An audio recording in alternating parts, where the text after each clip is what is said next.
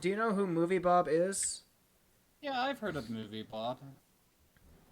He is... I feel like problematic is underselling it. We're talking about saying Diddler very... levels of problematic, or just he said something offensive that I disagree with. We're talking about... Controversial. We're talking about someone who says, like, blatantly, obviously bad things that, like, most other people would say for a joke, except he means it. Problematic. I don't know if he goes off on any tangents like that in this video. I just know he has a tendency to. The title says, Marvel fatigue, the internet is stupid, and that's because he Part disagrees. 1. It's because he disagrees. He doesn't believe that Marvel fatigue is happening. Another problem this guy has is he talks way too fast. So get ready. This guy is like Ben Shapiro if Ben Shapiro edited his videos to cut out breath. Also, his audio quality makes my mic sound like a AAA studio voice acting booth. No one really expects any big Star Wars news since we've all accepted that the franchise is in a Baby Yoda-shaped holding pattern until someone figures out whether it's actually possible for that property to be anything other than recycling and remixing stuff from the older movies without causing an international crybaby incident. So he just said that they can't make Star And Wars again, movies. He just said they can't make Star Wars movies because people are too babyish to see the newer movies as anything other than reselling the old he's giving ones. the subtle undertone that fans are in the wrong for disliking the sequel trilogy. With what he says, he talks about how it's like a recycling of the old tropes. Many years ago, when those movies came out, he defended that and said it was a good thing. And then in the other movies, he said he straight up denied it was happening and said it was just an excuse to hate them. That doesn't sound like chivalry to me at all. Oh, it is. I mean, the guy literally basically said that Disney came to him. Basically. So he is very much being bought out and paid by Disney. The internet declaring it no longer cares about anything from Phase 4 onward, juxtaposed with the even greater spectacle of how much they very clearly care about not caring. I mean, not to belabor the point, but look at some of these runtime. It is not that. Spectacle of how much It's not that people don't care. It's not that people don't care. It's like, oh, they care. They actually care. There's so much about not caring despite saying they don't care. Thing is, they've always cared. The problem is, they care that it's absolute garbage. Yeah. We always care. Our passion is always there. It's just our judgment on the product. Passionate hate. Our judgment on the product is what changes when you put in less effort. Can we, as the internet, drop this laborious, weak, brain-dead, impatience-driven mentality that if you're reviewing something, your review has to be shorter than it? That argument doesn't track. Let me show you why. This right here, this is Injustice Year Zero. It is obnoxiously short. It is obnoxiously, blatantly, obviously trimmed down for length. And there's virtually no content in it. Everything I just said probably has more words of substance in it than this actual comic. I've already superseded it in terms of quality and, like, depth of stuff to say. It is not good arguing skills to say that the length of the video devalues what they have to say. Okay, here's another flawless example. I have journal number 3 from Gravity Falls. This thing is written in it like an 8-year-old scribbled with a dulled crayon. That's how little text there is in here because they fill each page, making it look scribbly and, like, messily written. Any video I ever made about this thing would be hours long because of how much content there is and how much I can appreciate the art and story therein. So what I'm saying... It doesn't matter how little there is. A picture is worth 1,000 words. Precisely. We're going to dissect every word. Precisely. And there's thousands of frames in a movie or a show. So the idea that you somehow have to bind yourself to this obligatory rule that some fat slob on the internet says is ridiculous. If the video is too long for you, don't watch it. He very obviously stalks Mahler like a hawk because he got these screenshots the day they released. 8 hours and then funny. This one didn't even have an hour limiter because he probably caught the live, which is why it's cropped. He got it at 74k views. Look at how many views it has now, because people are starting to wake up to the fact that the MCU sucks. 1.7 million. People are starting to wake up to the fact that the MCU sucks. So his videos are getting a lot of traction now. If your only argument is don't like it, don't watch it, stay out of the debate, because that's not an argument. The question of Marvel fatigue, i.e., is that a thing? Yes, it is a thing. Do you think Marvel fatigue is a thing? Elaborate. Absolutely, 100%. I am on board with Marvel fatigue. I don't want to watch more Marvel. I don't need to watch more Marvel. I was happy with the way Endgame ended. I was happy with Spider-Man No Way Home. That was all perfectly fine. Okay, let me ask you this question. Would you still be fatigued with Marvel if the writing was as good as Infinity War and kept being that good? Would you still be fatigued? Probably. Mainly because there's just far too much. You can 100% maintain or increase your returns on something if you keep the quality going. Nobody disagreed on whether or not Endgame was a fun ending. No one disagreed on the fact that Infinity War was probably the best MCU movie. I will not deny its flaws, but it was a good MCU movie all around. Also, yeah, Disney is overfilling the market. They're flooding the market, which is a problem. Oh yeah, that's the other problem. Burnout is a real thing, and it's happening in real time. Here's what I would do if I was running a cinematic universe and I had Disney money or Amazon money, okay? I would get together all my directors, all my actors, everything. And I would film I would film absolutely everything. So similar to how Peter Jackson filmed all three of his trilogy. Exactly, yes. That's a perfect example of how to do that. Or any modern live-action TV show. Game of Thrones, they would film all of each season at once and then release it weekly, monthly, however they were doing it. Walking Dead, they film each season entirely and then put it out. The way Disney does it is they just cram as they go. VFX studios are blacklisting Disney because they refuse to work with them on MCU products anymore. Working on an MCU movie, according to some VFX artists, is the worst job you can get.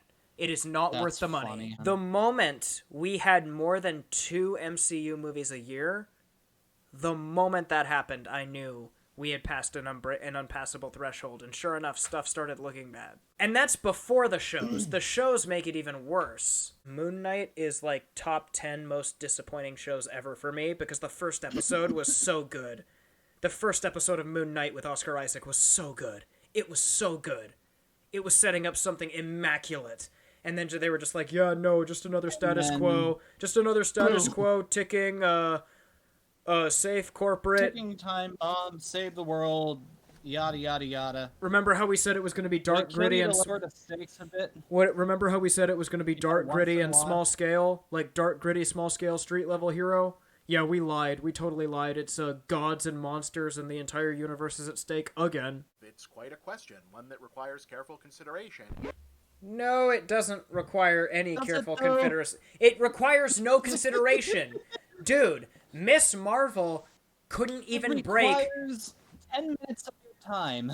No, it requires 10 seconds. Probably less. It requires 10 seconds in a Google search. Dude, Miss Marvel struggled to break top 10 on Disney Plus viewing boards. And the stuff that was above it was like years old MCU stuff, and then stuff that wasn't even MCU related. She-Hulk. Don't forget She-Hulk. She-Hulk is performing worse. They're not putting out numbers for She-Hulk right now, because She-Hulk is performing really bad, and they're not putting out numbers because it would be an embarrassment. Also, why is your mic quality so bad? Why is his mic quality so bad? I don't have a problem with his mic quality yet. This dude gets that. I have a problem with it because I am a boy in his bedroom and my audio sounds 100 times better than his. What does he film? Does he record every video on his cell phone? Do you want me to be honest with him?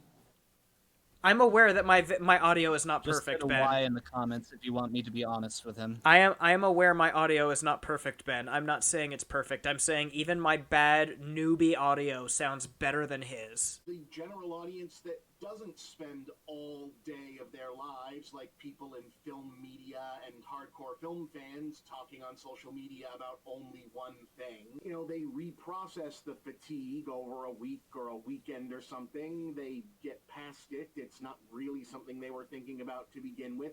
And then they go back, see a movie they enjoy, and then they're back on board. Okay, so lot to unpack there. I know it's anecdotal evidence, so take it with a grain of salt, but I don't spend every waking moment talking about the MCU or movies in general. I don't. I have other stuff to do with my life, and I'm happy to do that with my life.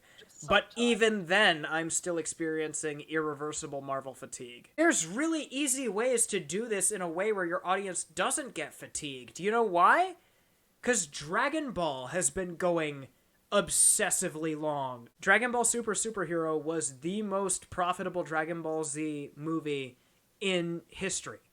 No question. And then One Piece film Red came and blew it out of the water. Well, duh, every One Piece film is going to blow a Dragon Ball film out of the water, even if they run simultaneously. You could put out a Dragon Ball film and a One Piece film and not advertise the One Piece film at all, and the One Piece film would still make more money. You ever remember getting called to like a fucking meeting, like at your HOA, or like brought down to the community center, or like a town hall meeting or some shit? And one of the things at the minutes was, by the way, how are we feeling about the Marvel movies? Are we all still on board with Star Wars? I want to table this. No, that's not a thing that happens. Genre fatigue is a... What was that analogy? I don't understand his... What was that analogy? I don't understand the analogy. People don't discuss this at official professional gatherings, therefore it's not a thing. What is that argument? What is that argument? Guys, chat, anyone? He's saying Marvel fatigue doesn't exist, and part of my evidence is that people don't discuss it at professional gatherings. Which, oh, yeah. Good lord, the amount of things you could deny existing. Unrelated events. Ugh.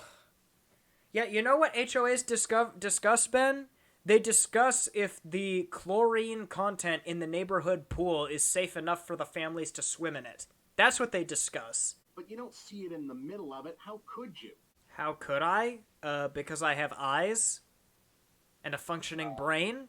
I'm sorry. I've never had someone. I feel like he's seated across the desk from me, asking me this stupid question to my face, and I'm just like done. It's always a film critic, or a film person who wants to be a film critic, or someone who just isn't getting paid to do it, but still bitches about movies online all day. Was that a self-own? Did he just own? No. Was that a self-own? Did he just own himself? Because he just described himself. And what they're really asking is, can I please finally stop talking about this? The answer is usually, yes, please do. Nobody wants to hear what you have to say anyway. That is never the argument. That is, good lord, what?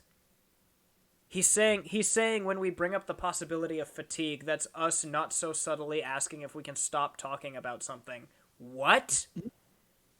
What? Does even I, who loves a lot of these fucking movies, every once in a while, say, it's like, you know, even I'm getting a little sick of talking about this once in a while? Yeah. And it lasts about, like, a day or a couple hours, and then I say, oh, hey, here's a new commercial for something. And then I'm back on board, because I've got a million other things going on in my life. I don't have time. I'm fatigued enough by other things to not be fatigued Here's the about question. the fucking Marvel movies. Why are you What's back going on board? with you that you can be? It kind of seems like you should have other things going on in your life. So his argument is, if you are at all disappointed with the state of a franchise, you don't have a life? His take on, as soon as another thing comes on, I'm right back on board with it. Yeah. First off, that's not true for everyone. Second off, why are you on board at all? Also, what was the purpose of that? Why didn't he just record like this and then stick it between these two segments? Why did he record with his face cam? The audio was worse, and the camera perspective was very awkward. So is this observable in the reception of the various Phase 4 movies at the box office, which outside the ones where we're adjusting based on COVID still have... No. No. No, no, no, no, no. Oh my gosh. I am so sick of this. Ben, do not interrupt me. I'm going to go on a rant here. I am so sick. I am so sick of this fat, stupid, nothing burger of an argument. Shang-Chi flopped objectively. Okay? You know how I know that? My response and argument is simple. Venom is not that popular. Venom Let There Be Carnage made more. Very true. Made more money than Shang-Chi and the Legend of the Ten Rings. Shang-Chi and the Legend of the Ten Rings didn't even make its advertising budget back. The budget was $200 million tops. The box office was $432 million. Here's the thing. Box office gives you the total they get after tax. Budget shows you what it is without tax. What the budget fails to account for, and they do not tell you this. What the budget fails to account for is the advertising budget, which always will be at least double the listed budget. Meaning this movie's budget probably was somewhere higher, closer to around $600 million. Like $550, $600 million. So after tax, they still didn't make enough money to make it back. They would have if the movie had gotten to China, but it didn't. I tried on 3 separate occasions to watch Eternals. Okay? 3 separate occasions to watch Eternals. In the morning, after I'd woken up and had a shower. Don't do that to yourself. Because I wanted to say that I'd seen it so I could give an objective metric on why it sucked. But at the end of the day, I literally fell asleep and fell out of my chair twice trying to watch this movie. Bad. It's that bad, which sucks because I really like most of the cast. Kung Flu is why Shang-Chi flopped. And I say no, you know why? Because Kung Flu was still a problem when No Way Home came out, and that movie made over $1 billion.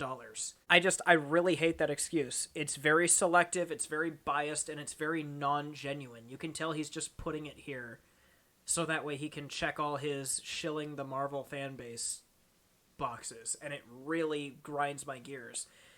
Black Widow also didn't flop because of the coof. It flopped because they put it on Disney Plus the same day it came in theaters, so everyone watched it there, and the people who didn't have Disney Plus just pirated it. Because once you put something on Disney Plus, the hackers rip the files out and paste it all online. Apart from that one that was Avengers All Spider-Man's edition.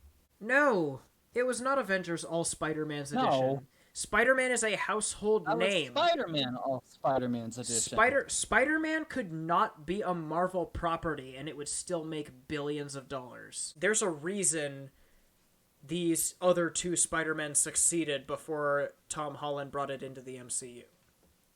There's a reason these movies made money.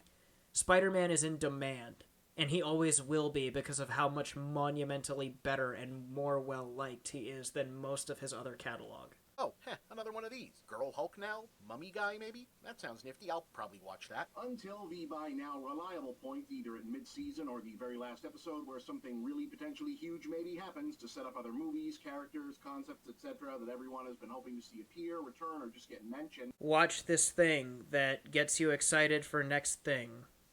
That is all Marvel is now, and it is so exhausting and mentally degrading. Consume product, and then get excited for next product. And also why they're just going to keep winning this game until the heat death of the actual goddamn universe. And meanwhile, the movie comeback story of 2022, which heading in, the whole industry had basically resigned itself to accepting as being the final opportunity for Marvel and Disney to swagger in and cement their dominion over the next 15 to 20 years of cinematic culture by being the only box office force capable of showing a real resurgence after the pandemic, instead became, holy shit, turns out people really wanted to see Top Gun Part 2, huh? Sorry. Who knew? What is his argument here? I'm very confused. I don't know. No. Hold on. I wanna rewind it for a second. Disney has been doing poorly. Hold on. Very poorly. Yeah, because notice how they are literally all MCU and Star Wars. They literally cannot put out an original thing and make a valid profit. Encanto, Turning Red, and like 3 other movies can only boast of not flopping. They cannot boast wild success. Barely. They were barely able to break even. Exactly. They can only boast that they didn't flop. They cannot boast wild They profits. broke even. They didn't flop, but they barely broke even.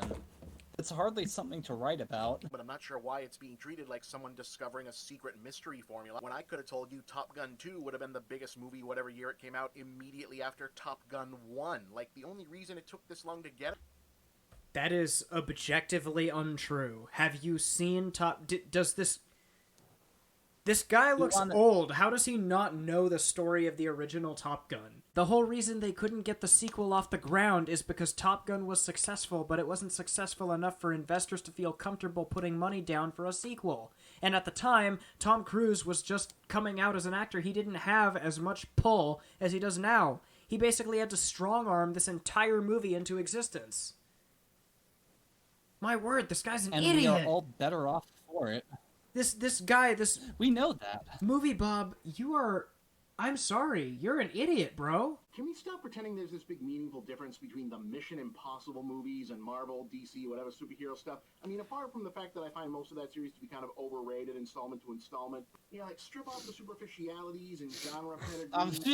And Marvel The isn't? Mission Impossible movies and the Captain America movies is that in between the sequels, Ethan Hunt doesn't team up with, like, Gladiator, RoboCop, and Sonic for one bigger movie. Bruh. Okay, hold on. He does not. Hold up. He better He's not. calling Good that lord. overrated. No. He's not calling Mission Impossible. other Mission Marvel Impossible. and Star Wars junk that came out.